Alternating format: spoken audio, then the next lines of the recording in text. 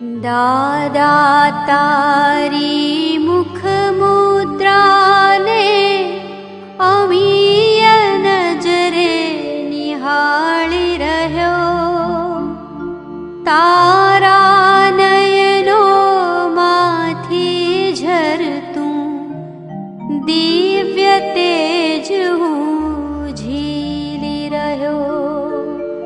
ક્ષણભર આ સંસારની માયા તારી ભક્તિમાં ભૂલી ગયો.